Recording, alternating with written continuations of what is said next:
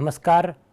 આજના ITI e learning પ્રોગ્રામમાં હું જસ્મિત પટેલ, સુપરવાઇઝર ઇન્સ્ટ્રક્ટર, ઔદ્યોગિક તાલીમ સંસ્થા વિરમગામ, આપ સૌનું હાર્દિક સ્વાગત કરું છું. આજે આઈટીઆઈમાં ચાલતા કોમ્પ્યુટર ગ્રુપ અંતર્ગત open files in MS excel practical વિશે હું તમને તાલીમ સહ માહિતી આપીશ. માઇક્રોસોફ્ટ એક્સેલનો ઉપયોગ અત્યારે દરેક જગ્યાએ થઈ રહ્યો છે. એકાઉન્ટિંગ ક્ષેત્રે સૌથી વધારે ઉપયોગ થઈ રહ્યો છે. તો આપણે માઇક્રોસોફ્ટ એક્સેલમાં ફાઇલ કેવી રીતે ઉપયોગ કરવી તેના વિશે માહિતી મેળવીશું. માઇક્રોસોફ્ટ એક્સેલમાં ફાઇલ કેવી રીતે ઓપન કરવી એના વિશે આપણે જાણીશું. સૌપ્રથમ સ્ટાર્ટ મેનુમાં માઇક્રોસોફ્ટ એક્સેલ લખતા એક્સેલ પ્રોગ્રામ ફાઇલ દેખાશે. એના પર ક્લિક કરતાં એક્સેલનું બ્લેન્ક વર્કબુકવાળી વિન્ડો શો થશે. તો એમાં બ્લેન્ક વર્કબુક પર ક્લિક કરતાં ઉપર MS એક્સેલમાં ઉપર ફાઇલ મેનુ પર ક્લિક કરતાં ઓપન નામનું ઓપ્શન દેખાશે. ઓપન ઓપ્શનમાં મલ્ટિપલ ઓપ્શન જણાતા recent, one drive, this PC, add a place, browse.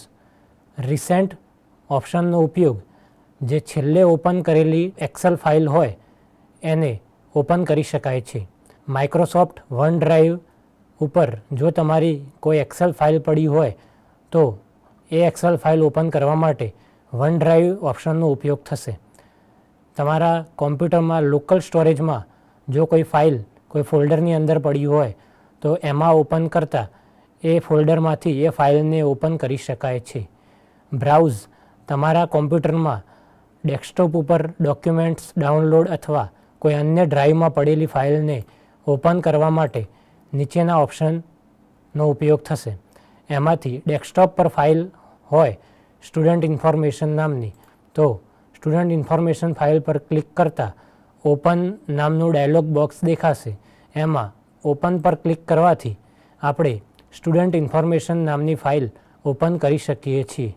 Suppose આપણે આ રીતે ઓપ્શનનો ઉપયોગ ન કરવો હોય તો આપણે ડાયરેક્ટ ડેસ્કટોપ પર પડેલી એક્સેલ ફાઇલ પર ડબલ ક્લિક કરતાં ડાયરેક્ટ એ એક્સેલ ફાઇલ ઓપન થઈ જશે.